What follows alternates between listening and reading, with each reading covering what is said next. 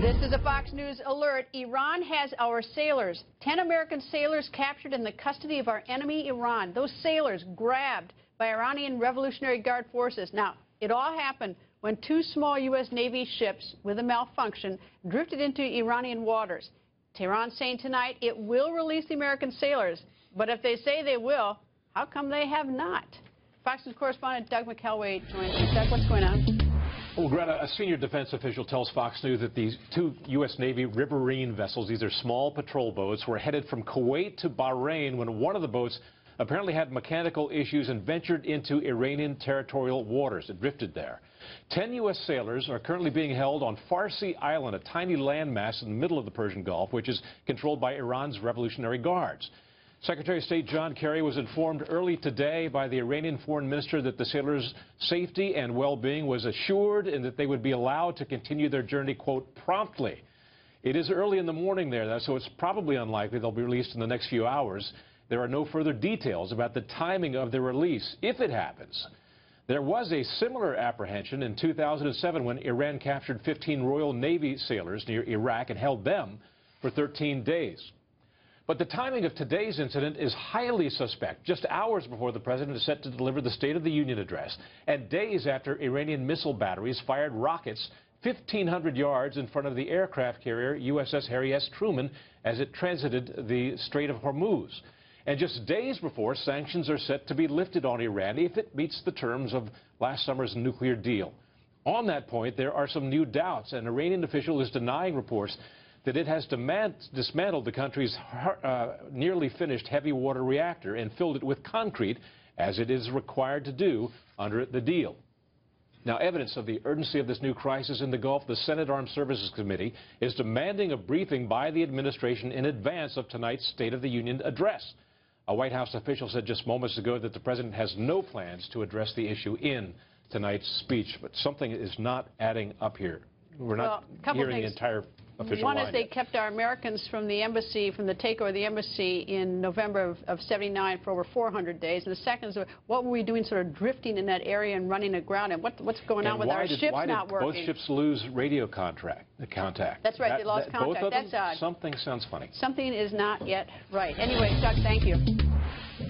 And this disturbing news sparking a debate about how the United States should respond to Iran. California Representative Congressman Duncan Hunter goes on the record. Good evening, sir. Good evening. What's your explanation for all this? Well, it's amazing that this is even an issue, that they're messing with the United States. That's the number one thing. When we're about to release the sanctions that would give them $100 billion, this is how they repay us, basically. I mean, this is what happens when you have an administration that has no foreign policy whatsoever. We are a paper tiger in the Middle East right now. Well, that's a sad state of affairs for the United States. All right, well, if they're going to release their 10 sailors, do you think they could throw in journalist Razian, Marine Hekmati, Pastor Abedini, and tell us where FBI agent Bob Levinson is? I mean, if they're going to throw in these 10 sailors, they're going to release them, and what are they waiting for so long? It doesn't take long to release 10 sailors. It probably takes a long time to seal all of the technology off those two ships, though.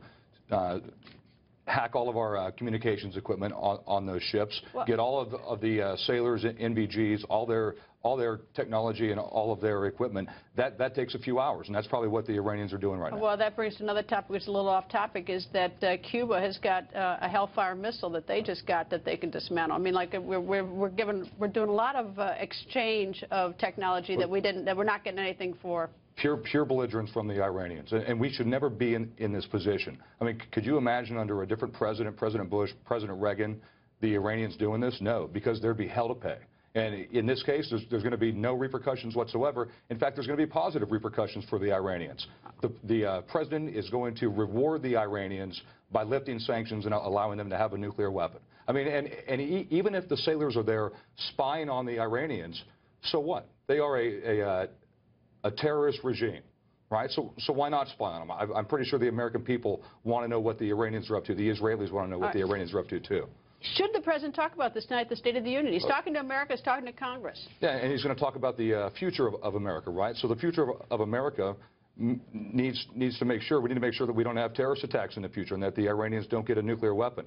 Yeah, that's something that's pretty important. How are we going to defeat ISIS? That's pretty important too. All right. Why is Iran still holding our Marine, Hekmati, our journalist, Razion, our pastor, Abedini, and also not doing Bob Levinson. I mean, why have we let this go on this long? Because this part of the world works on power. If you have power, then people will respect you and they will listen to you. And right now, the U.S.